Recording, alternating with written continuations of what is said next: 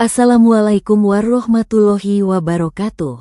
Halo, selamat malam untuk semua halayak Shyflash Misteri di channel YouTube dan juga untuk para pembaca setia di shyflash.com. Malam ini, kami akan membawa Anda menyelami sebuah kisah misteri yang tidak hanya menegangkan, tapi juga memukau secara emosional. Bayangkan sebuah desa terpencil yang sepi, sebuah rumah sakit tua yang ternyata masih beroperasi di tengah kegelapan, dan sebuah kelahiran yang justru membuka jalan menuju dunia lain. Ini bukan sekadar cerita hantu, tapi juga tentang cinta, ketakutan, dan kekuatan kehidupan yang berani menembus batas antara nyata dan mistis.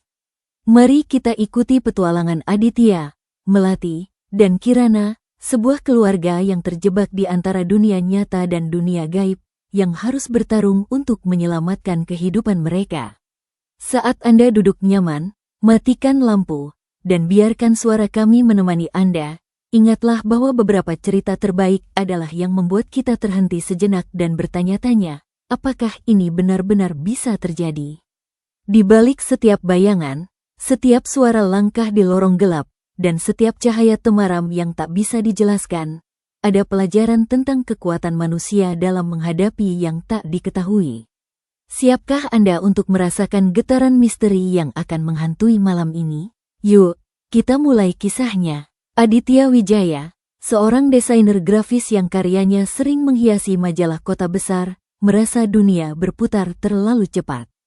Suara klakson, notifikasi email, dan tekanan deadline membentuk ritme hidupnya yang monoton. Namun, semua itu berubah ketika Melati, istrinya, menunjukkan hasil tes kehamilan dengan mata berkaca-kaca. Kebahagiaan itu cepat disusul kecemasan. Dokter di kota mengatakan Melati memiliki kondisi yang disebut kehamilan rentan, plasenta rendah, tekanan darah tidak stabil, dan riwayat keluarga yang membuat setiap gerakan harus diperhitungkan. Kita perlu ketenangan, Adit. Udara segar, tempat yang sunyi, kata Melati suatu malam. Tangan menelusuri perutnya yang masih belum membulat. Kata-kata itu menggiring Aditya ke sebuah keputusan yang bagi banyak orang tampak seperti mundur, meninggalkan apartemen modern di pusat kota dan mencari rumah di pedesaan. Pencarian mereka berakhir di desa Telaga Biru. Nama itu muncul di sebuah forum online tua, dengan deskripsi singkat, desa di pinggiran hutan, udara bersih, masyarakat ramah, harga tanah terjangkau. Mereka mengunjungi desa itu pada suatu siang. Jalannya berliku, dikelilingi oleh hutan pinus dan cemara yang membuat udara terasa dingin bahkan di musim kemarau. Desa itu sendiri kecil, hanya sekitar 30 rumah yang tersebar di sekitar sebuah telaga yang airnya memang berwarna biru kehijauan. Mereka membeli sebuah rumah kayu kecil di tepi hutan, bekas rumah seorang penjaga hutan yang sudah meninggal. Rumah itu sederhana, dengan taman kecil di depan dan pemandangan hutan di belakang.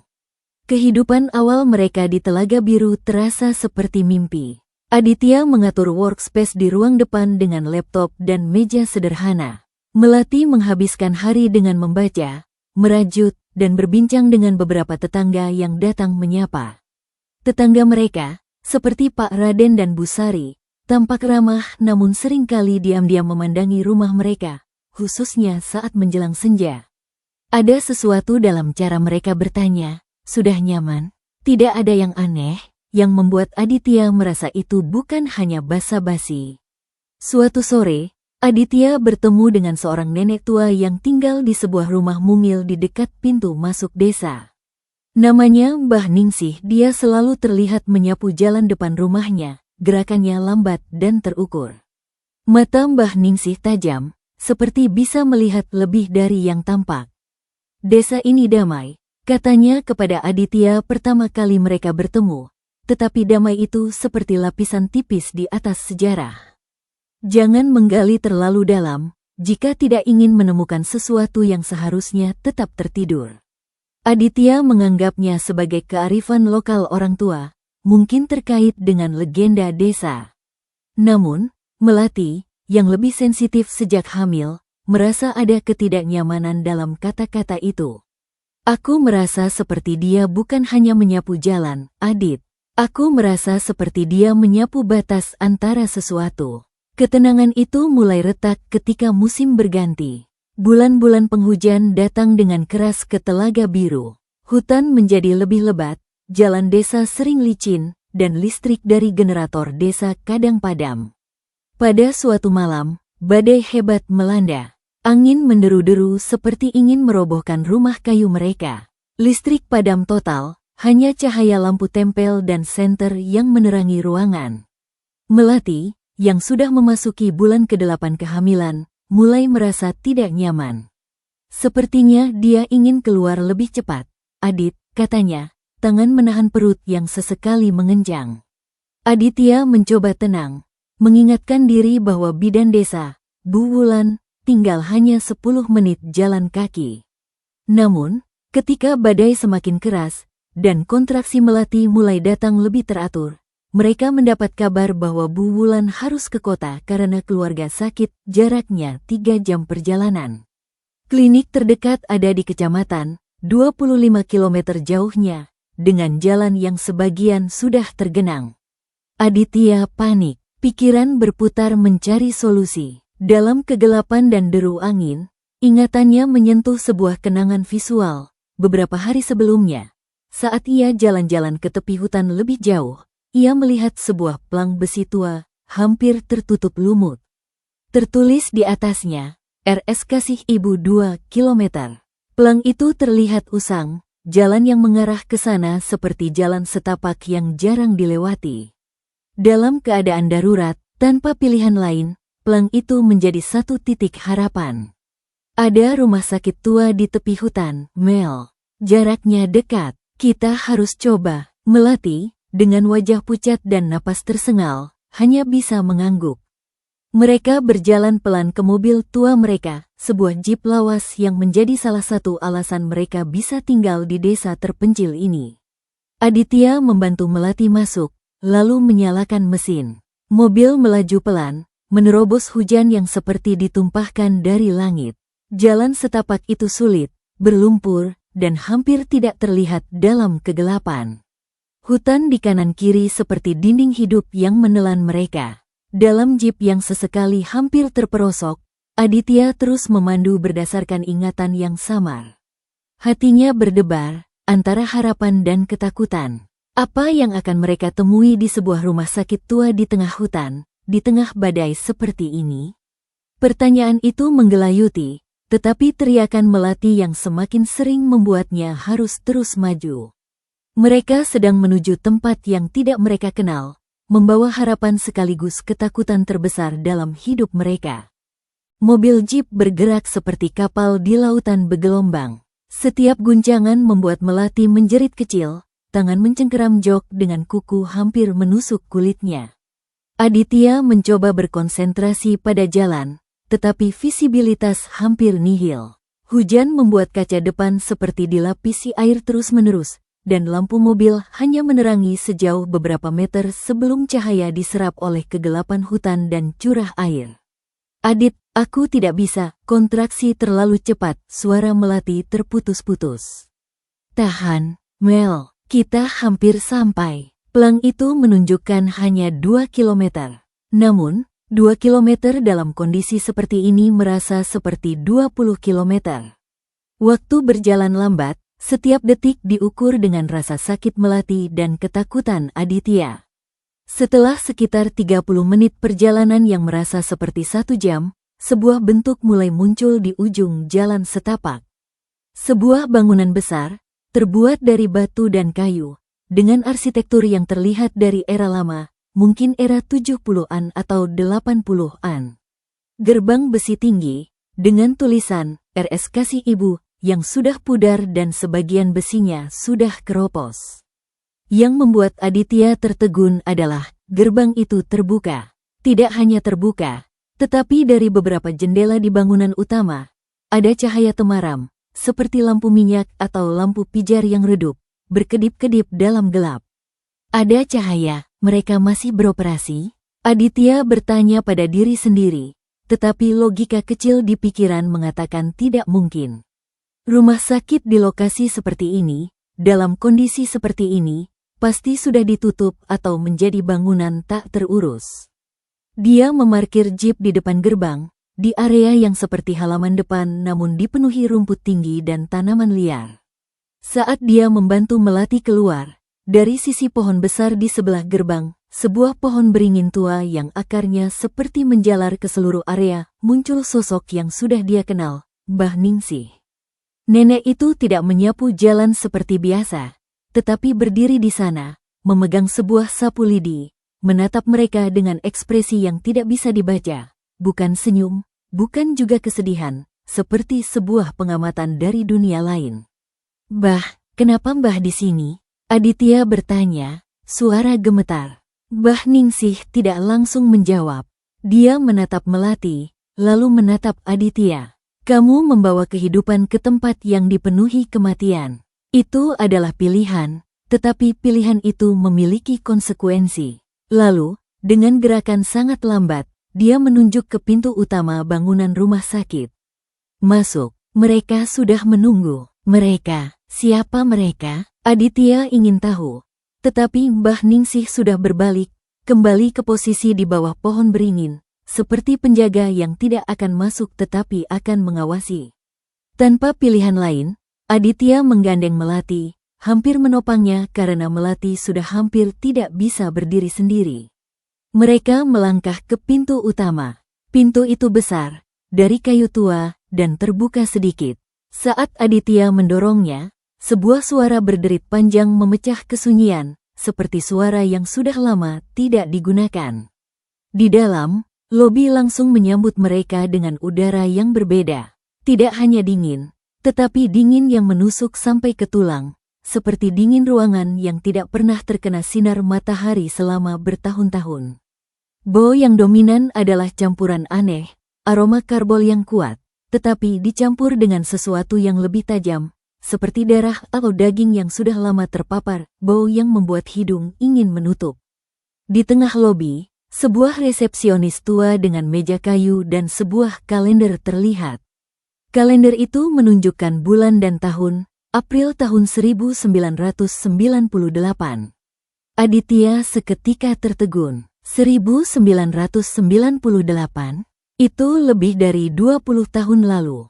Bagaimana kalender bisa masih menunjukkan tanggal itu? Dan tidak hanya itu, seluruh lobi terlihat bersih.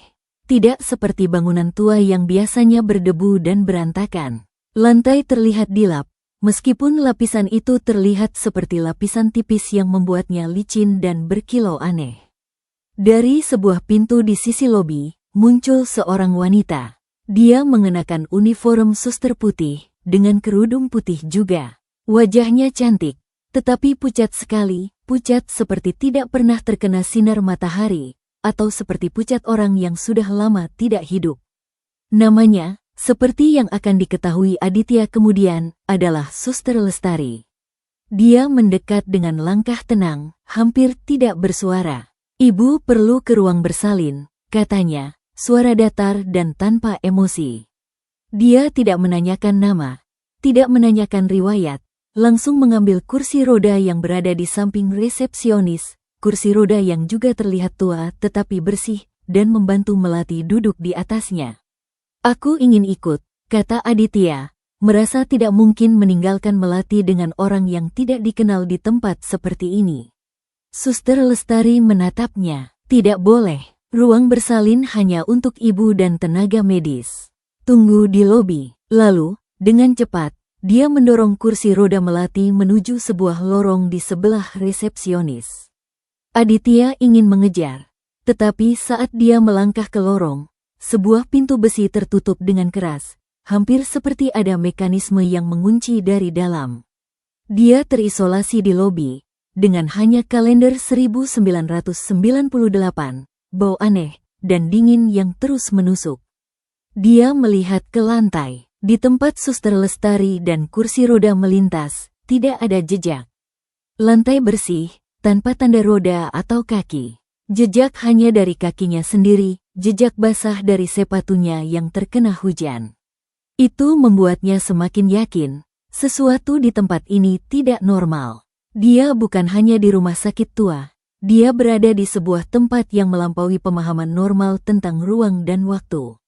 Lobi semakin mencekam. Lampu temaram berkedip, seperti sumber listrik yang tidak stabil. Aditya memutuskan untuk tidak hanya menunggu. Dia harus menemukan Melati, atau menemukan jawaban tentang tempat ini. Dia mulai menjelajahi lorong lain yang terbuka. Lorong yang menuju ke bagian berbeda dari rumah sakit ini. Bagian yang mungkin menyimpan sejarah atau jawaban dari semua keanehan ini.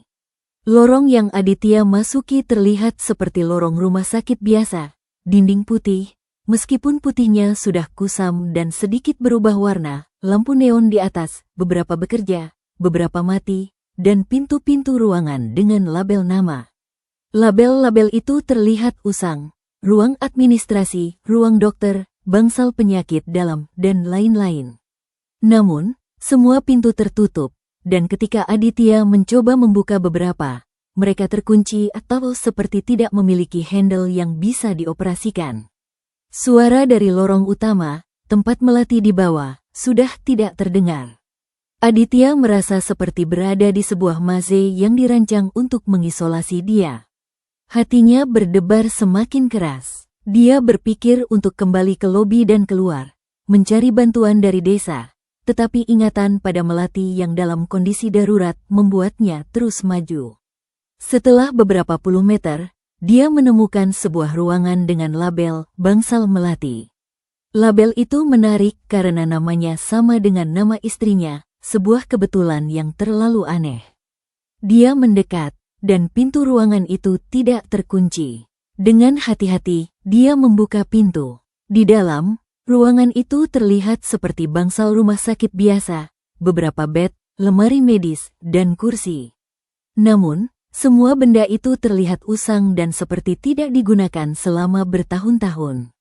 Di salah satu bed, duduk seorang wanita. Wanita itu mengenakan gaun panjang, warna putih tetapi sekarang terlihat kusam dan berlumuran sesuatu yang seperti darah atau noda coklat tua. Wanita itu menangis. Tetapi tangisannya tanpa suara, hanya air mata yang mengalir di wajahnya yang pucat dan seperti terlihat sangat muda. Meskipun aura sekitar dia terasa tua dan penuh luka. Aditya berdiri di pintu, tidak yakin harus bicara atau mundur. Wanita itu menoleh, melihatnya. Mata mereka bertemu. "Siapa kamu?" Wanita itu bertanya. Suara kecil seperti angin.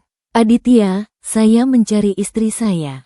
Dia dibawa ke ruang bersalin." Wanita itu mengangguk pelan. Ruang bersalin, tempat itu adalah tempat di mana kehidupan dan kematian bertemu di rumah sakit ini. Dia berdiri, langkahnya pelan. "Namaku Dewi Anggraeni. Aku juga mencari sesuatu di tempat ini. Aku mencari anakku." Aditya merasa jantungnya berhenti sejenak. "Anakmu?" "Ya, dia hilang di tempat ini. Di ruang bersalin. Pada tahun 1998. Dewi Anggraeni menatap lantai, seperti mengingat sesuatu yang sangat sakit. Rumah sakit ini tidak seperti rumah sakit lain. Ada dokter dan suster di sini yang terjebak. Mereka tidak bisa meninggalkan. Mereka ingin bayi baru lahir, karena mereka percaya bayi baru lahir bisa membawa mereka ke dunia lain atau memberi mereka kehidupan baru. Terjebak? Maksudmu, mereka adalah roh dari tragedi kebakaran besar di ruang bersalin tahun 1998. Mereka mati dalam kebakaran itu, tetapi mereka tidak bisa pergi. Mereka tetap di sini, melakukan rutinitas mereka sebagai dokter dan suster, tetapi dengan satu tujuan, mengambil bayi yang lahir di tempat ini. Dewi Anggraeni mendekati Aditya. "Jika istri kamu melahirkan di sini, bayi kamu akan menjadi target mereka.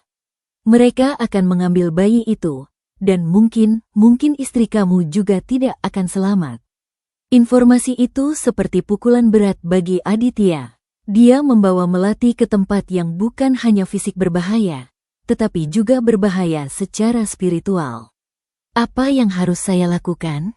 Bagaimana saya bisa menyelamatkan mereka?" Dewi Anggraeni melihat ke lorong. "Aku sudah lama di sini. Aku juga terjebak, tetapi aku tidak seperti mereka. Aku masih memiliki kesadaran bahwa aku sudah mati, tetapi aku tidak ingin mengambil kehidupan lain. Aku hanya ingin menemukan anakku. Dia menunjuk ke sebuah bantal di bed, bantal yang berjamur dan rusak. Aku menimang bantal itu, karena itu satu-satunya benda yang terasa seperti anakku. Tetapi itu hanya benda. Lalu, dia menatap Aditya dengan intens. Kamu harus menghadapi mereka. Kamu harus masuk ke ruang bersalin, tetapi kamu harus kuat. Mereka akan membuat kamu melihat hal-hal yang tidak nyata, membuat kamu takut, tetapi kamu harus ingat, kamu adalah kehidupan, mereka adalah kematian. Kehidupan memiliki kekuatan jika kamu percaya. Aditya tidak yakin apakah dia bisa percaya pada konsep seperti itu, tetapi tekad untuk menyelamatkan Melati membuatnya mengumpulkan keberanian. Bagaimana saya masuk? Pintu terkunci. Ada cara lain. Lorong ini memiliki jalur belakang, ke ruang bersalin melalui ruang persiapan. Tetapi, jalur itu tidak selalu stabil. Kamu mungkin melihat sesuatu yang berbeda dari apa yang sebenarnya. Dewi Anggraeni mulai berjalan, menunjuk ke sebuah pintu kecil di sisi ruangan. Ikuti aku, tetapi cepat. Waktu di tempat ini tidak linear. Setiap detik di dunia luar bisa menjadi 1 jam di sini, atau sebaliknya. Aditya mengikuti Dewi Anggraeni. Pintu kecil itu membawa mereka ke lorong yang lebih sempit, lebih dingin, dan dengan lampu yang hampir tidak ada. Di lorong ini, Aditya mulai melihat sesuatu yang mengerikan. Sesekali, di dinding, muncul bayangan seperti api, bayangan yang bergerak, seperti kebakaran, tetapi tidak panas, hanya visual. Dan sesekali, dia melihat bayangan orang-orang berlari, panik, seperti dalam keadaan darurat. Itu seperti fragmen dari masa lalu, dari tragedi 1998, yang masih terperangkap di tempat ini. Dewi Anggraeni berjalan dengan tenang, seperti sudah terbiasa dengan pemandangan ini. Inilah yang terjadi. Kebakaran itu tidak hanya membakar fisik, tetapi juga membakar jiwa. Jiwa-jiwa yang tidak bisa meninggalkan. Setelah beberapa menit, mereka mencapai sebuah pintu lain. Dewi Anggraeni berhenti. Di belakang pintu ini adalah ruang bersalin. Tetapi, kamu harus masuk sendiri. Aku tidak bisa masuk, karena aku adalah bagian dari tragedi ini. Aku akan menunggu di sini, dan jika kamu perlu, aku akan membantu. Aditya mengambil napas panjang. Dia mendorong pintu. Pintu itu terbuka, dan apa yang dilihatnya membuatnya hampir tidak percaya. Ruang yang Aditya masuki bukan ruang bersalin biasa. Ruangan itu terlihat terbelah menjadi 2 realitas yang berbeda, seperti 2 lapisan dunia yang bertumpuk tetapi tidak menyatu. Di satu sisi, ruangan terlihat seperti ruang bersalin modern, bersih, dengan bed bersalin, alat-alat medis, lampu operasi, dan seorang dokter serta suster yang sedang membantu Melati. Melati terlihat di bed, dengan suster Lestari berdiri di sampingnya, dan seorang dokter, Dr. Bramantio, yang memegang alat dan memeriksa kondisi Melati. Realitas ini terlihat normal, meskipun aura di sekitar dokter dan suster masih terasa pucat dan tidak hidup. Di sisi lain, ruangan itu terlihat seperti reruntuhan. Dinding hangus, bed rusak, alat-alat medis terbakar atau rusak, dan ada ilusi api yang bergerak di beberapa titik, api yang tidak panas tetapi terlihat nyata.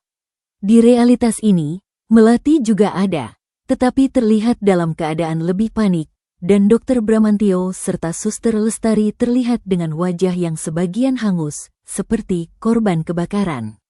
Aditya berdiri di tengah, melihat kedua realitas itu secara bersamaan. Otaknya berusaha memproses, apakah ini ilusi? Apakah ini efek dari tempat ini? Ataukah dia mengalami gangguan mental karena tekanan? Dr. Bramantio dari realitas, normal, menoleh ke Aditya. Kamu tidak boleh di sini. Ini ruang bersalin. Keluar. Namun, suara itu juga datang dari Dr. Bramantio di realitas, reruntuhan, dengan nada yang sama tetapi lebih parau, seperti suara dari orang yang terluka. Aditya mencoba mendekati Melati di realitas normal, tetapi saat dia melangkah, sebuah dinding udara seperti menghalangi. Dia bisa melihat, tetapi tidak bisa menyentuh atau masuk ke area itu. Di realitas reruntuhan, halangan tidak ada, tetapi mendekati area itu berarti mendekati ilusi api dan kondisi yang tidak aman. Melati, di kedua realitas, melihat Aditya. Di realitas normal, dia terlihat relatif tenang tetapi sakit.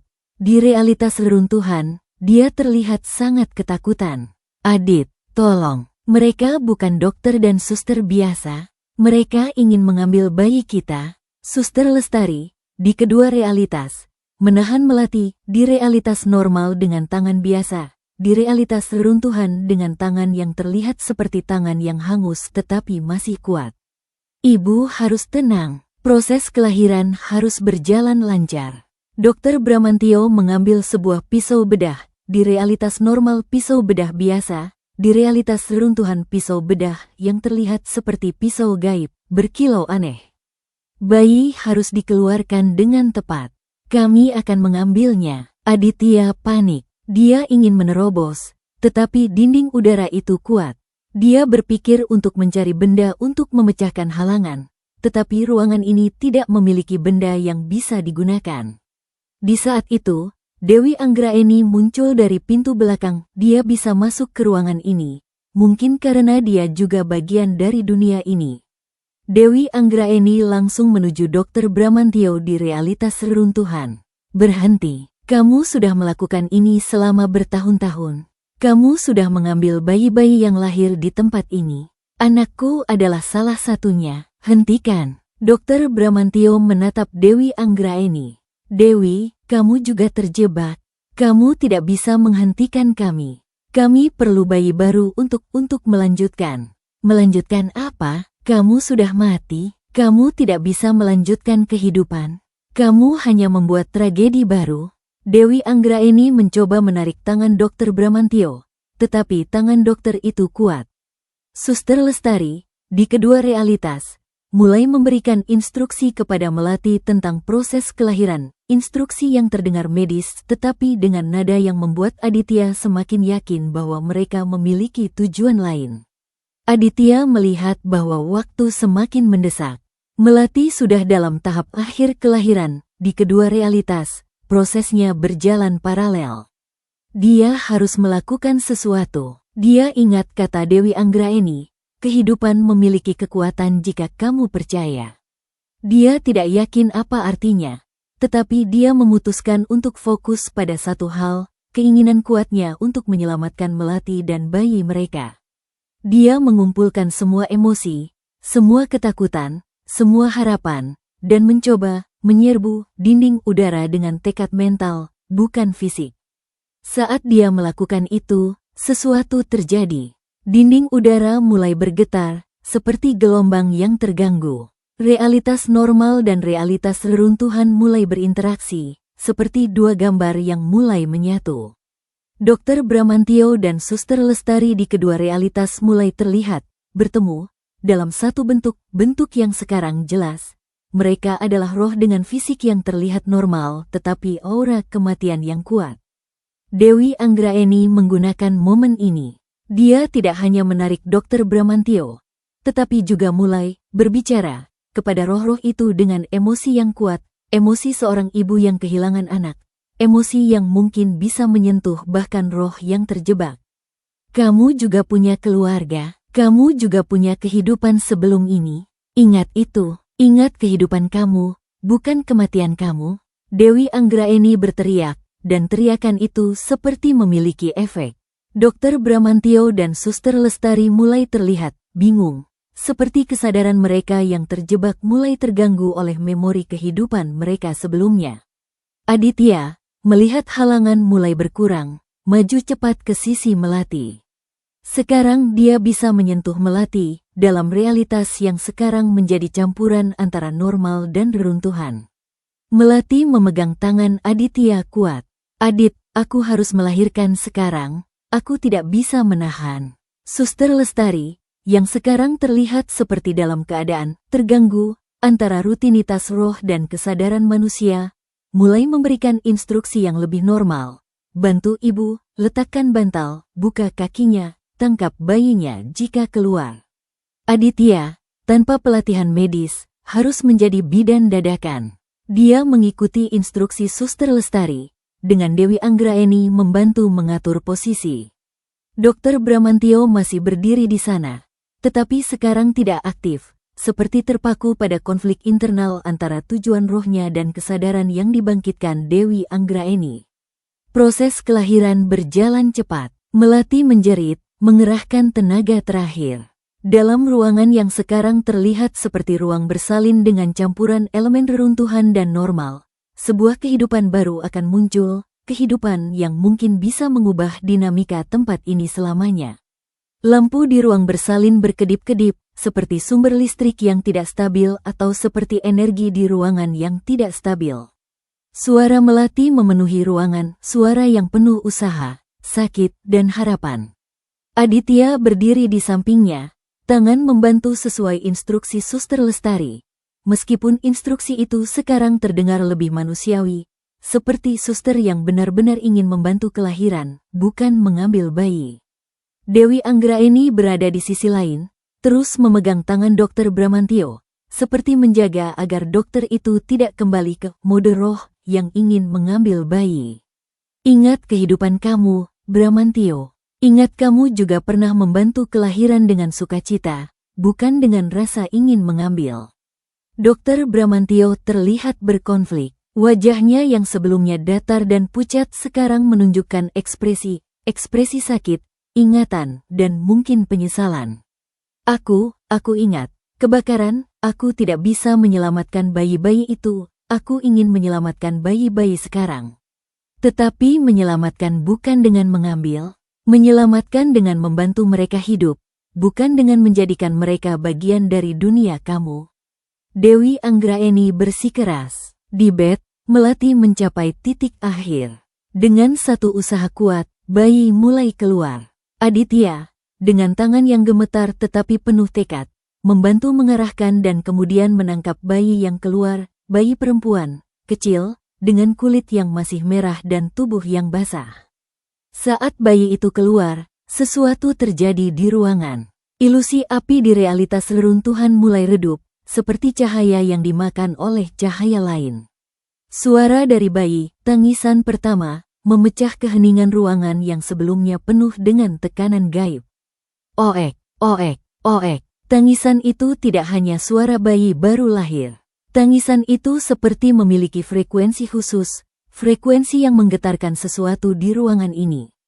Dr. Bramantio dan Suster Lestari terlihat terganggu lebih kuat. Mereka mulai melihat bayi, melihat Aditya dan Melati, seperti melihat sesuatu yang mereka tidak bisa lihat selama bertahun-tahun, kehidupan yang benar-benar baru, bukan kehidupan yang mereka ingin ambil. Dewi Anggraeni melepaskan tangan Dr. Bramantio. Dia mendekati bayi, melihatnya dengan mata berair. Ini seperti anakku, tetapi bukan anakku. Ini kehidupan baru, kehidupan yang tidak terjebak. Aditya cepat membersihkan bayi dengan kain yang ada di ruangan, kain yang terlihat bersih di realitas normal, meskipun di realitas reruntuhan terlihat kotor, lalu membawa bayi ke Melati. Melati, dengan wajah lelah tetapi penuh kebahagiaan, memeluk bayi itu. Dia selamat. Di ruangan, perubahan terus terjadi. Dr. Bramantio dan Suster Lestari mulai berubah. Wajah mereka yang pucat mulai menunjukkan warna kehidupan yang mungkin hanya ilusi, tetapi juga bisa berarti mereka mulai meninggalkan keadaan roh mereka. Mereka mulai berbicara dengan nada yang lebih manusiawi. Kami sudah lama di sini, kata Dr. Bramantio, suara sekarang lebih lembut. Kami terjebak karena kami tidak bisa menerima bahwa kami mati dalam kebakaran itu. Kami ingin terus menjadi dokter dan suster, tetapi tanpa kehidupan baru, kami hanya menjadi penjaga kematian. Suster Lestari menambahkan, bayi-bayi yang lahir di sini, kami mengambil mereka karena kami berpikir mereka bisa memberi kami kehidupan baru. Tetapi itu hanya membuat kami terjebak lebih dalam. Dewi Anggraeni melihat mereka. Kamu sekarang melihat, bayi ini bukan untuk kamu. Bayi ini untuk dunia kehidupan. Kamu harus membiarkan mereka pergi. Dokter Bramantio dan Suster Lestari melihat satu sama lain, lalu melihat bayi di pelukan Melati. Mereka mengangguk, seperti dalam kesepakatan. Kami akan pergi. Kami akan meninggalkan tempat ini. Lalu, sesuatu yang ajaib terjadi. Dokter Bramantio, Suster Lestari, dan Dewi Anggraeni mulai berubah bentuk. Mereka tidak menghilang langsung, tetapi tubuh mereka mulai menjadi cahaya putih lembut, seperti cahaya yang berasal dari kesadaran yang akhirnya menemukan damai. Cahaya itu mulai naik, seperti meninggalkan ruangan, meninggalkan bangunan ini. Aditya dan Melati melihat proses itu, dengan bayi mereka yang sekarang sudah lebih tenang, tangisan berkurang. Ruangan sekarang terlihat lebih normal, tidak lagi terbelah menjadi dua realitas. Reruntuhan dan ilusi api sudah hilang. Ruangan terlihat seperti ruang bersalin tua yang sudah tidak digunakan, tetapi dengan aura yang sekarang lebih damai. Aditya membantu Melati berdiri, dengan bayi masih dalam pelukan. Mereka berjalan keluar dari ruang bersalin, melalui lorong yang sekarang juga terlihat berbeda, lorong yang tidak lagi memiliki bayangan api atau bayangan orang berlari. Lorong itu sekarang hanya lorong tua, dengan dinding kusam dan lampu yang sudah mati. Mereka kembali ke lobi. Di lobi, kalender 1998 masih ada, tetapi sekarang terlihat seperti benda biasa, bukan benda yang menandakan waktu terjebak. Mereka keluar dari pintu utama, kembali ke halaman depan rumah sakit. Di halaman depan, Mbah Ningsih masih berdiri di bawah pohon beringin. Dia melihat mereka, melihat bayi di pelukan Melati, dan tersenyum, senyuman yang sekarang terlihat damai, bukan senyuman mengerikan seperti sebelumnya. Tangisan bayi mematahkan kutukan, kata Mbah Ningsih. Roh-roh yang terjebak sekarang menemukan jalan keluar. Rumah sakit ini akan menjadi damai sekarang. Aditya melihat ke bangunan rumah sakit. Bangunan itu sekarang terlihat berbeda, tidak lagi memiliki cahaya temaram dari jendela. Bangunan itu terlihat seperti bangunan tua yang benar-benar tidak aktif, dengan gerbang besi yang sekarang tertutup, meskipun mereka baru keluar dari gerbang yang terbuka. Pak Raden dan beberapa warga desa lainnya muncul dari jalan setapak. Mereka mungkin datang karena khawatir atau karena mendengar kabar dari Mbah Ningsih. Mereka melihat Aditya, Melati, dan bayi mereka dengan ekspresi lega. Kamu selamat, kata Pak Raden. Rumah sakit itu, tempat yang tidak boleh dimasuki. Tetapi kamu selamat, dan mungkin sekarang tempat itu akan berubah. Aditya dan Melati masuk ke jeep mereka. Badai sudah berhenti, hujan sudah reda. Matahari pagi mulai muncul, menyinari pelang RS Kasih Ibu, yang sekarang terlihat seperti pelang tua biasa, tanpa aura aneh. Mereka pulang ke rumah mereka di desa Telaga Biru, dengan bayi perempuan mereka yang sekarang menjadi simbol bukan hanya kehidupan baru mereka, tetapi juga kehidupan baru untuk tempat yang sebelumnya terjebak dalam kematian. Kembali ke rumah kayu di desa Telaga Biru, kehidupan Aditya dan Melati memasuki fase baru. Bayi perempuan mereka, yang mereka namakan Kirana, nama yang berarti cahaya terang, menjadi pusat kebahagiaan mereka. Namun, kebahagiaan itu tidak sepenuhnya murni. Di bawahnya, ada trauma yang masih menggelayuti, seperti bayangan dari rumah sakit tua yang tidak bisa sepenuhnya dihilangkan. Aditya, sebagai desainer grafis, kembali bekerja dari rumah. Tetapi sekarang, pekerjaannya sering terganggu oleh ingatan-ingatan dari malam itu. Dia melihat Kirana tidur di krib, dan sesekali bayangan dari ruang bersalin muncul di pikiran. Bayangan Dokter Bramantio dengan pisau bedah, bayangan Suster Lestari dengan uniform putih, bayangan Dewi Anggraeni dengan gaun berlumuran. Dia sering terbangun di tengah malam, merasa seperti masih berada di lobi rumah sakit dengan kalender 1998, atau merasa seperti masih mendengar tangisan Kirana yang memecah keheningan ruangan gaib. Melati juga mengalami trauma. Proses kelahiran yang terjadi di tempat terlarang membuatnya memiliki perasaan campuran tentang Kirana. Dia mencintai Kirana dengan seluruh hati, tetapi sesekali dia merasa seperti Kirana bukan hanya bayi mereka, tetapi juga bayi yang berasal dari dunia lain, dunia yang mungkin masih memiliki sisa-sisa energi gaib. Dia menjadi lebih protektif, lebih waspada, dan sering memeriksa Kirana di tengah malam untuk memastikan bayi itu masih normal, masih dunia mereka. Tetangga di desa Telaga Biru, seperti Pak Raden dan Bu Sari, mulai lebih sering mengunjungi. Mereka tidak hanya ingin melihat bayi baru, tetapi juga ingin tahu detail dari malam itu. Desa Telaga Biru memiliki sejarah yang terkait dengan rumah sakit tua itu, dan warga desa tahu bahwa tempat itu bukan hanya bangunan tak terurus, tetapi tempat dengan aktivitas yang tidak biasa. RS Kasih Ibu dibangun pada tahun 1970, kata Pak Raden suatu sore ketika mereka berkumpul di rumah Aditya. Dulu, itu rumah sakit kecil untuk ibu hamil dan bayi, karena klinik di kecamatan jauh. Tetapi pada tahun 1998, terjadi kebakaran besar di ruang bersalin. Kebakaran itu disebabkan oleh malfungsi generator dan bahan kimia yang tidak disimpan baik. Banyak korban, ibu, bayi, dokter, suster. Setelah itu, rumah sakit ditutup dan tidak pernah digunakan lagi.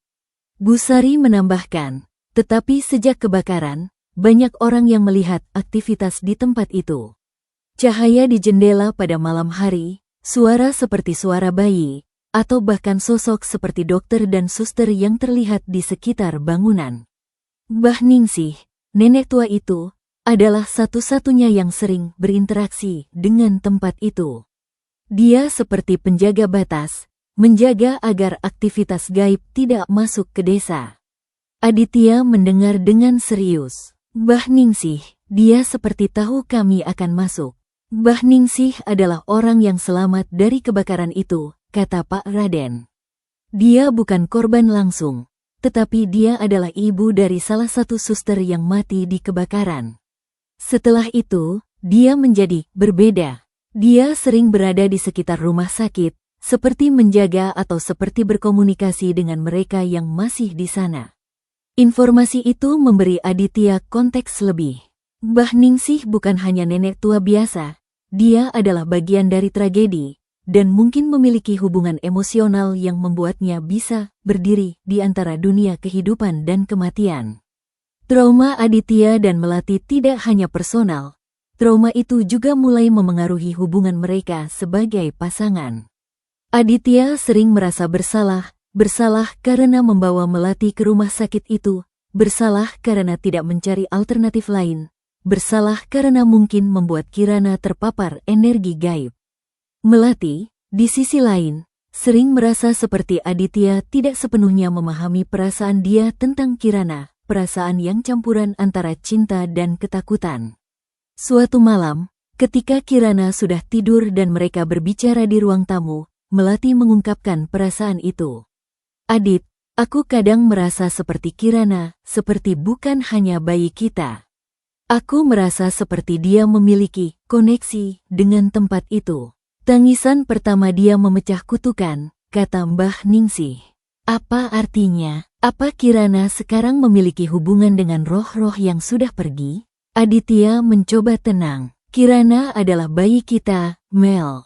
Dia lahir dari kita, di tubuh kita. Apa yang terjadi di rumah sakit itu adalah situasi darurat, tetapi dia adalah bayi normal. Kita harus percaya itu. Tetapi aku tidak bisa sepenuhnya percaya. Aku melihat di mata Kirana, sesekali, seperti ada pengertian yang tidak biasa untuk bayi. Dia seperti lebih sadar, lebih tua. Percakapan itu tidak menemukan titik terang, karena keduanya masih dalam proses mengatasi trauma. Mereka memutuskan untuk mencari bantuan, mungkin berbicara dengan psikolog atau konselor. Tetapi di desa terpencil, akses ke layanan seperti itu sulit. Mereka akhirnya berbicara dengan Mbah Ningsih, sebagai orang yang mungkin memiliki pemahaman lebih. Mbah Ningsih, ketika mereka mengunjungi rumah kecilnya, menerima mereka dengan sikap yang sekarang lebih terbuka. Kirana adalah bayi khusus, katanya, melihat Kirana yang tidur di gendongan Melati. Tetapi bukan karena dia memiliki koneksi gaib. Kirana adalah bayi yang lahir di tempat transisi, tempat di mana kehidupan dan kematian bertemu. Dia memiliki aura penyelesaian, aura yang membantu menyelesaikan kutukan. Tetapi aura itu tidak membuatnya berbeda dari bayi lain. Dia akan tumbuh normal, seperti bayi lain. Tetapi kami masih trauma, kata Aditya. Kami masih ingat semua yang terjadi. Trauma adalah hal normal. Kamu mengalami sesuatu yang tidak normal. Tetapi waktu akan membantu. Dan Kirana akan membantu juga. Karena kehadiran dia adalah kehadiran kehidupan baru yang kuat. Mbah Ningsih juga memberi mereka sesuatu, sebuah jimat kecil, berupa kain putih dengan simbol sederhana. Simbol ini adalah simbol penyatuan. Simbol ini akan membantu menjaga Kirana dari energi negatif, jika ada energi negatif yang masih tersisa. Aditya dan Melati menerima jimat itu, meskipun mereka tidak yakin tentang kekuatan jimat. Mereka merasa seperti perlu sesuatu untuk memberi mereka rasa aman, dan jimat itu menjadi simbol itu. Kehidupan sehari-hari mereka kembali berjalan, dengan Kirana tumbuh sehat. Tetapi di bawah permukaan, trauma masih ada, dan mereka tahu bahwa proses penyembuhan tidak akan instan. Mereka juga tahu bahwa rumah sakit tua itu, RS Kasih Ibu, sekarang mungkin sudah damai, tetapi tetap menjadi bagian dari sejarah mereka yang tidak bisa dihapus. Bulan-bulan berlalu. Kirana tumbuh menjadi bayi yang sehat dan aktif. Dia mulai belajar merangkak, mulai mengeluarkan suara-suara pertama yang bukan hanya tangisan. Di rumah kayu di desa Telaga Biru, kehidupan keluarga Wijaya mulai menemukan ritme baru. Namun, konflik internal antara Aditya dan Melati tidak sepenuhnya hilang. Mereka hanya tertutup oleh rutinitas sehari-hari. Aditya masih sering mengalami mimpi buruk. Dalam mimpi, dia kembali ke lobi rumah sakit, melihat kalender 1998, dan merasa seperti tidak bisa keluar. Dia juga sering mimpi tentang Dr. Bramantio dan Suster Lestari, bukan sebagai roh yang menakutkan, tetapi sebagai manusia yang meminta maaf karena ingin mengambil Kirana. Mimpi itu membuatnya merasa seperti dia memiliki tanggung jawab tidak hanya untuk keluarga, tetapi juga untuk menyelesaikan sesuatu yang lebih besar. Melati, di sisi lain, mulai mengalami kecemasan yang berbeda.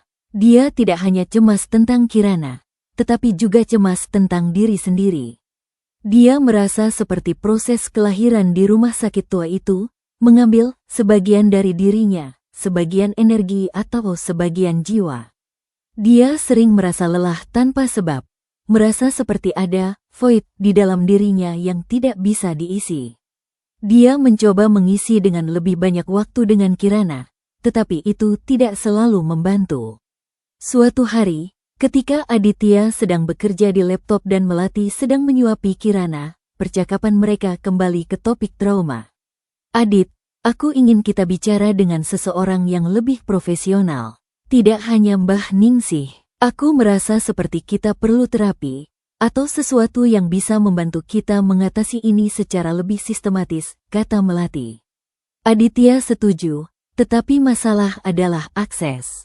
Desa Telaga Biru jauh dari kota besar, dan psikolog atau konselor tidak ada di desa atau kecamatan terdekat. Mereka memutuskan untuk mencari alternatif online, terapi melalui video call, atau membaca materi tentang penyembuhan trauma. Dalam proses mencari informasi, Aditya menemukan sesuatu yang menarik. Ada komunitas online untuk orang-orang yang mengalami trauma terkait tempat atau kejadian gaib.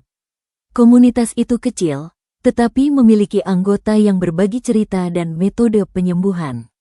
Aditya mulai berpartisipasi, berbagi cerita mereka, dengan menyembunyikan detail lokasi dan nama untuk privasi, dan mendapatkan saran dari anggota lain. Saran yang sering muncul adalah, trauma gaib sering terkait dengan rasa takut dan rasa bersalah. Penyembuhan perlu melalui penerimaan bahwa kejadian itu terjadi, tetapi juga melalui pemahaman bahwa Anda tidak bertanggung jawab untuk menyelesaikan dunia gaib. Anda hanya bertanggung jawab untuk kehidupan Anda sendiri.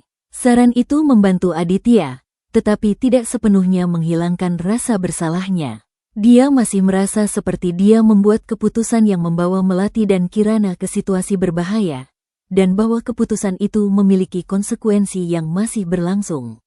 Melati, melalui komunitas yang sama, menemukan saran berbeda. Trauma setelah kelahiran di tempat terlarang bisa membuat ibu merasa seperti hubungan dengan bayi tidak sepenuhnya normal. Penyembuhan perlu melalui penguatan hubungan dengan bayi melalui aktivitas sehari-hari yang positif, dan melalui pengakuan bahwa bayi adalah individu terpisah, bukan extension dari trauma. Melati mulai menerapkan saran itu. Dia mulai lebih banyak melakukan aktivitas dengan Kirana yang tidak terkait dengan perlindungan atau kecemasan, tetapi terkait dengan kebahagiaan sederhana, bermain, bernyanyi, jalan-jalan di taman. Dia juga mulai menulis jurnal, menuliskan perasaan setiap hari untuk memproses emosi. Proses penyembuhan mereka tidak linear. Ada hari-hari di mana mereka merasa lebih baik, dan ada hari-hari di mana trauma kembali kuat, biasanya dipicu oleh kejadian kecil, seperti ketika Kirana menangis dengan cara yang membuat mereka ingat tangisan di ruang bersalin, atau ketika mereka melihat cahaya temaram di jendela rumah, yang sebenarnya hanya lampu luar, dan ingat cahaya di rumah sakit. Mbah Ningsih tetap menjadi sumber support lokal. Dia sering datang ke rumah mereka, tidak hanya sebagai tetua desa, tetapi sebagai penjaga yang memastikan bahwa energi dari rumah sakit tua tidak kembali mengganggu. Dia memberi mereka ritual kecil, menanam tanaman tertentu di taman rumah, tanaman yang menurut tradisi desa bisa menangkal energi negatif, dan memberi mereka air dari telaga desa, air yang menurutnya memiliki energi penyucian. Desa Telaga Biru memiliki sejarah panjang dengan dunia gaib, kata Mbah Ningsih suatu hari. Tetapi desa juga memiliki kekuatan untuk menyeimbangkan. Telaga biru bukan hanya air, itu simbol kehidupan yang terus mengalir. Kamu sekarang bagian dari desa, jadi kamu juga memiliki kekuatan itu. Aditya dan Melati mulai merasa seperti mereka bukan hanya pendatang di desa, mereka sekarang bagian dari komunitas yang memiliki sejarah dan kekuatan sendiri. Mereka mulai lebih terbuka dengan tetangga, berpartisipasi dalam kegiatan desa, dan merasa seperti mereka memiliki root di tempat ini. Kirana, sebagai bayi, tumbuh dengan normal. Dia tidak menunjukkan tanda-tanda koneksi gaib yang dikhawatirkan Melati. Dia hanya bayi yang sehat, senang bermain, dan mulai menunjukkan kepribadiannya sendiri. Kehadiran Kirana menjadi sumber kekuatan bagi Aditya dan Melati, sumber yang membantu mereka melalui hari-hari sulit. Namun, penyembuhan trauma adalah proses panjang. Mereka tahu bahwa mereka mungkin tidak akan sepenuhnya sembuh dari ingatan malam itu, tetapi mereka bisa belajar hidup dengan ingatan itu, dan menggunakan ingatan itu sebagai bagian dari kekuatan mereka, bukan sebagai kelemahan. Di sisi lain, rumah sakit tua, RS Kasih Ibu, sekarang menjadi tempat yang benar-benar berbeda. Warga desa yang berani mendekati, setelah kejadian dengan Aditya dan Melati, melaporkan bahwa bangunan itu sekarang terlihat sepi dan damai. Tidak ada cahaya di jendela, tidak ada suara aneh. Mbah Ningsih mengatakan bahwa roh-roh yang terjebak sudah pergi, mungkin menemukan damai setelah tangisan Kirana memecah kutukan. Tetapi, apakah mereka benar-benar pergi? Ataukah mereka hanya tidur lagi, menunggu kejadian lain?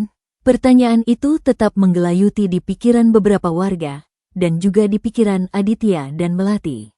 Mereka tidak ingin kembali ke tempat itu, tetapi mereka juga tidak bisa sepenuhnya melupakan bahwa tempat itu masih ada, masih menjadi bagian dari geografi dan sejarah desa.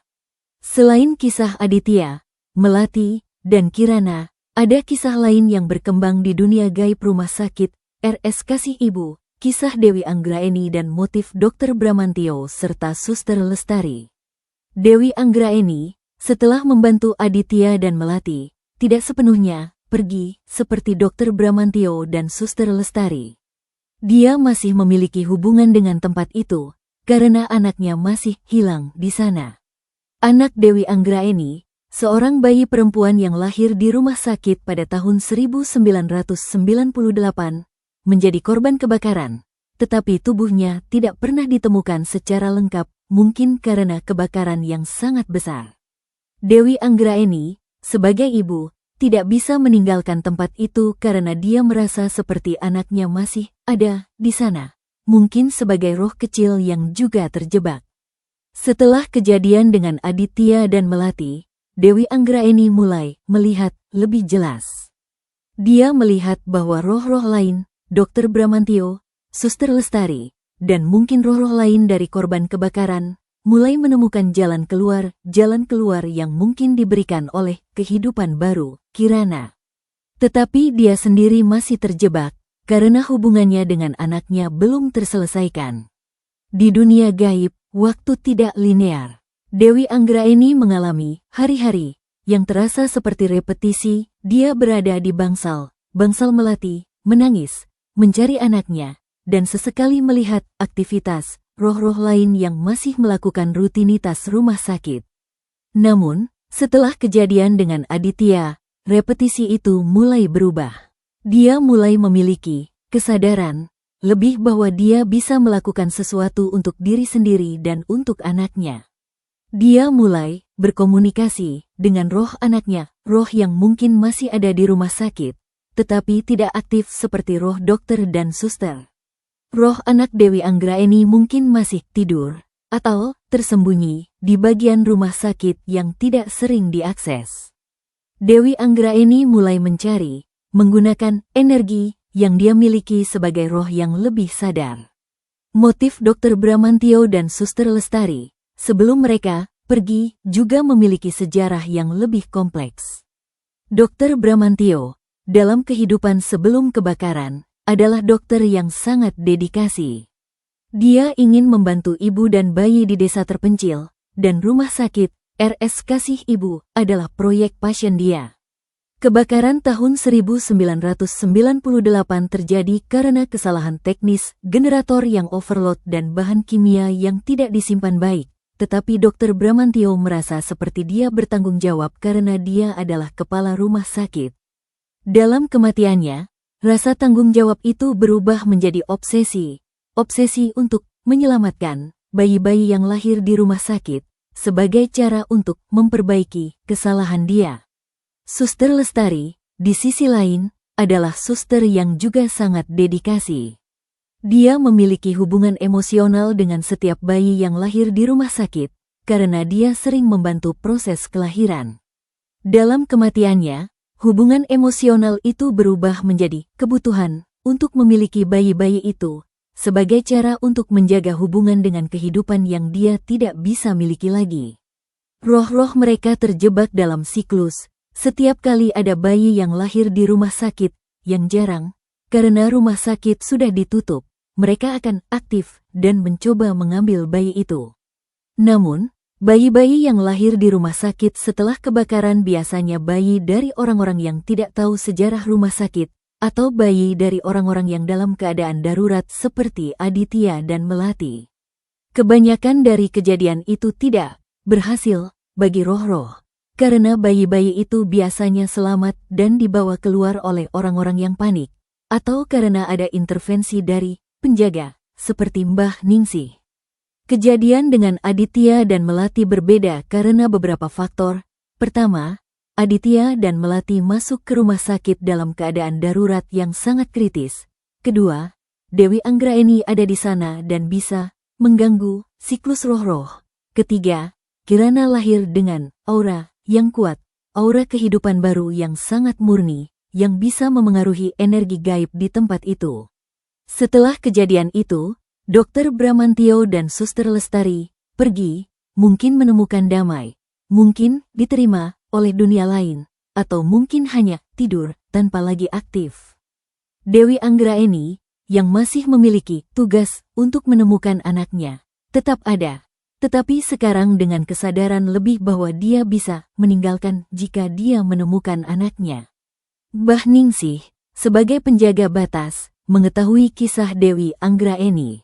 Dia sering berkomunikasi dengan Dewi Anggraeni dalam cara yang tidak bisa dijelaskan secara normal, mungkin melalui mimpi, atau melalui penglihatan saat dia berada di sekitar rumah sakit. Mbah Ningsih membantu Dewi Anggraeni dalam pencarian, dengan memberikan petunjuk tentang di mana roh anak Dewi Anggraeni mungkin berada. Dalam satu interaksi, Dewi Anggraeni menemukan roh anaknya di sebuah ruangan kecil di belakang rumah sakit, ruangan yang dulu digunakan untuk menyimpan alat medis. Roh anaknya terlihat seperti cahaya kecil, tidak aktif, seperti tidur. Dewi Anggraeni, dengan emosi ibu yang kuat, mengajak roh anaknya untuk pergi dari rumah sakit, pergi dari siklus kematian. Proses itu tidak instan, tetapi setelah beberapa hari, dalam waktu gaib, Dewi Anggraeni dan roh anaknya mulai berubah menjadi cahaya, seperti Dr. Bramantio dan Suster Lestari. Mereka mungkin juga menemukan damai, atau mungkin menemukan jalan ke dunia lain. Kisah Dewi Anggraeni dan motif Dr. Bramantio menunjukkan bahwa dunia gaib di rumah sakit, RS Kasih Ibu, tidak hanya tentang kutukan atau aktivitas menakutkan. Itu juga tentang emosi manusia yang terjebak dalam kematian, rasa tanggung jawab, rasa kehilangan, rasa ingin memiliki. Kehidupan Kirana, sebagai kehidupan baru yang kuat, menjadi katalis untuk menyelesaikan emosi-emosi itu, memberi jalan bagi roh-roh untuk menemukan damai. Di dunia nyata, Aditya dan Melati tidak mengetahui detail kisah ini. Mereka hanya tahu bahwa Dewi Anggraeni membantu mereka, dan bahwa Dr. Bramantio dan Suster Lestari pergi setelah kelahiran Kirana. Tetapi, melalui Mbah Ningsih, mereka mendapatkan gambaran bahwa semua sudah lebih damai. Kehidupan di desa Telaga Biru terus berjalan. Rumah sakit tua tetap menjadi bangunan tak terurus, tetapi sekarang tanpa aktivitas gaib yang mengganggu. Warga desa mulai lebih terbuka tentang sejarah rumah sakit, dan bahkan beberapa warga mulai mengunjungi tempat itu dengan hati-hati untuk membersihkan atau memberi penghormatan kepada korban kebakaran. Aditya dan Melati, meskipun masih trauma, mulai merasa seperti mereka bagian dari penyelesaian sejarah itu. Mereka mungkin tidak sepenuhnya menyelesaikan, tetapi mereka memberikan kontribusi dengan keberanian mereka. Meskipun keberanian itu berasal dari keadaan darurat, dan dengan kehidupan baru mereka, Kirana. Tahun pertama Kirana berlalu dengan cepat. Dari bayi yang baru lahir, Kirana tumbuh menjadi anak yang mulai belajar berjalan, mulai berbicara kata-kata pertama, dan mulai menunjukkan kepribadian yang ceria dan penuh rasa ingin tahu. Di rumah kayu di desa Telaga Biru, keluarga Wijaya menemukan kebahagiaan yang lebih stabil, meskipun bayangan trauma masih sesekali muncul. Aditya dan Melati melalui proses penyembuhan yang panjang. Mereka tidak sepenuhnya sembuh, tetapi mereka belajar mengelola trauma. Aditya mulai menggunakan pengalaman itu sebagai inspirasi dalam pekerjaannya sebagai desainer grafis. Dia membuat serangkaian ilustrasi tentang kehidupan dan kematian, tentang transisi, dan tentang cinta yang mengatasi ketakutan. Ilustrasi itu tidak langsung terkait dengan kejadian di rumah sakit, tetapi memiliki tema yang diinspirasi olehnya. Pekerjaan itu membantu dia memproses emosi, dan juga mendapatkan apresiasi dari klien yang merasa seperti ilustrasi itu memiliki depth emosional. Melati, di sisi lain, mulai lebih aktif dalam komunitas desa. Dia menjadi bagian dari kelompok ibu-ibu desa, berbagi pengalaman tentang kehamilan dan kelahiran, meskipun tidak detail tentang kejadian di rumah sakit, dan membantu ibu-ibu lain yang memiliki kecemasan tentang kehamilan. Dia juga mulai menulis blog tentang kehidupan di desa, tentang menjadi ibu di tempat terpencil, dan tentang menemukan kekuatan dalam ketenangan alam. Blog itu menjadi cara dia berbagi dan memproses perasaan. Kirana, sebagai anak, tidak menunjukkan tanda-tanda koneksi gaib yang dikhawatirkan sebelumnya. Dia hanya anak normal, sehat, dan penuh kehidupan. Sesekali, Melati masih melihat sesuatu di mata Kirana yang membuatnya berpikir, tetapi itu lebih karena kecemasan dia sendiri, bukan karena Kirana benar-benar berbeda. Mbah Ningsih, dalam kunjungan rutin, selalu menegaskan bahwa Kirana normal, dan bahwa aura penyelesaian yang dia miliki tidak membuatnya berbeda, hanya membuatnya memiliki keberuntungan dalam kehidupan. Desa Telaga Biru sendiri mengalami perubahan setelah kejadian dengan keluarga Wijaya. Warga desa menjadi lebih terbuka tentang sejarah rumah sakit, RS Kasih Ibu, dan bahkan mulai melakukan ritual kecil setiap tahun pada tanggal kebakaran, April tahun 1998, untuk menghormati korban. Ritual itu tidak besar, hanya berupa doa bersama dan penempatan bunga di depan gerbang rumah sakit. Mbah Ningsih menjadi pemimpin ritual itu, sebagai orang yang memiliki hubungan langsung dengan sejarah. Rumah sakit tua, RS Kasih Ibu, sekarang benar-benar menjadi bangunan tak terurus yang damai. Tidak ada lagi laporan tentang cahaya di jendela, suara aneh, atau sosok gaib. Beberapa warga yang berani masuk, setelah ritual, melaporkan bahwa bangunan itu sekarang hanya bangunan tua dengan aroma usang dan suasana sepi, tanpa aura aneh. Mbah Ningsih mengatakan bahwa roh-roh sudah pergi, dan bahwa kutukan sudah dipatahkan oleh tangisan Kirana dan oleh keberanian Aditya dan Melati. Aditya dan Melati, meskipun tidak ingin kembali ke rumah sakit itu, sesekali melihat pelang RS Kasih Ibu dari jauh saat mereka jalan-jalan di tepi hutan. Pelang itu sekarang terlihat lebih tua, lebih rusak, tetapi tidak lagi memiliki aura yang membuat mereka takut. Mereka melihatnya sebagai simbol dari sebuah kejadian yang mengubah hidup mereka, tetapi juga sebagai simbol dari sebuah sejarah yang sekarang sudah lebih damai. Hubungan mereka sebagai pasangan juga melalui proses penyembuhan. Mereka belajar berkomunikasi lebih baik tentang trauma, tentang ketakutan, dan tentang harapan.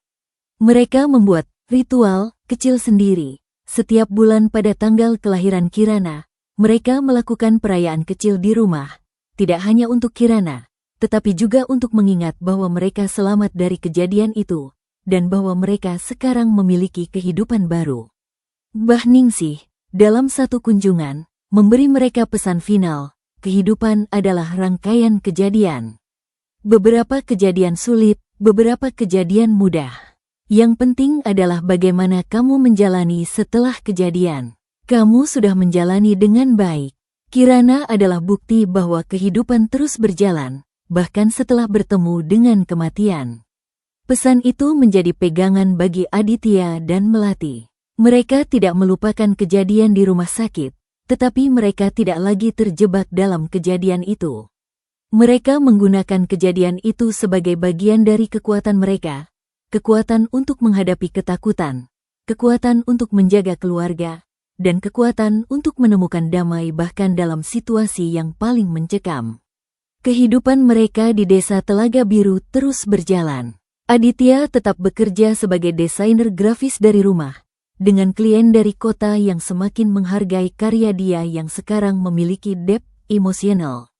Melati tetap aktif di komunitas desa, dan juga mulai belajar tentang tanaman herbal dan pengobatan tradisional, sebagai cara untuk menghubungkan dengan alam dan dengan tradisi desa. Kirana tumbuh dengan ceria, menjadi anak yang loved oleh tetangga dan oleh alam sekitar. Dia sering dibawa oleh Aditya dan Melati ke telaga, ke hutan, dan ke tempat-tempat lain di desa, menikmati ketenangan dan keindahan tempat yang mereka pilih sebagai rumah.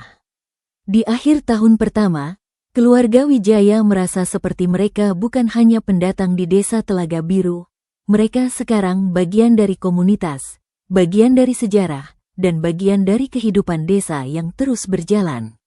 Mereka memiliki trauma, tetapi trauma itu tidak menghentikan mereka. Mereka memiliki ketakutan, tetapi ketakutan itu tidak mengontrol mereka. Rumah sakit tua, RS Kasih Ibu, tetap berdiri di tepi hutan, sebagai bangunan dari sejarah yang sudah berlalu. Mungkin, di masa depan, bangunan itu akan diubah menjadi sesuatu lain, mungkin museum kecil, atau tempat penghormatan. Tetapi untuk sekarang, bangunan itu tetap sebagai simbol dari sebuah tragedi yang sudah menemukan damai, dan dari sebuah keluarga yang menemukan kehidupan baru setelah melalui kelahiran di neraka. Aditya, Melati, dan Kirana terus hidup dengan hari-hari yang penuh dengan cahaya matahari di desa Telaga Biru, dengan ketenangan alam, dan dengan damai yang mereka dapatkan setelah melalui malam paling mencekam dalam hidup mereka. Mereka tahu bahwa kehidupan tidak selalu mudah, tetapi mereka juga tahu bahwa kehidupan selalu memberikan harapan, bahkan dalam situasi yang paling tidak terduga. Setelah melalui malam paling mencekam, Aditya, Melati, dan Kirana akhirnya menemukan kedamaian di desa Telaga Biru. Rumah sakit hantu yang pernah menjadi neraka bagi mereka, kini menjadi bagian dari sejarah yang damai. Keluarga Wijaya tidak melupakan apa yang terjadi, tetapi mereka belajar untuk hidup dengan trauma itu, bahkan mengubahnya menjadi kekuatan. Kirana, sang bayi yang lahir di antara dua dunia, tumbuh menjadi cahaya kehidupan yang menenangkan hati orang di sekitarnya. Disinilah kita menyadari bahwa meski kehidupan penuh rahasia dan misteri, cinta dan keberanian adalah kunci untuk menembus segala ketakutan. Terima kasih telah menyaksikan hingga akhir di Shyflash Channel dan membaca hingga penutup di shyflash.com. Jika Anda merasa kisah ini berkesan, jangan lupa tekan tombol like, tulis komentar pengalaman atau pendapat Anda, dan share ke teman-teman yang mungkin juga menyukai cerita misteri. Dukungan Anda adalah semangat kami untuk terus berbagi kisah-kisah seru lainnya. Sampai jumpa di episode berikutnya. Wassalamualaikum warahmatullahi wabarakatuh.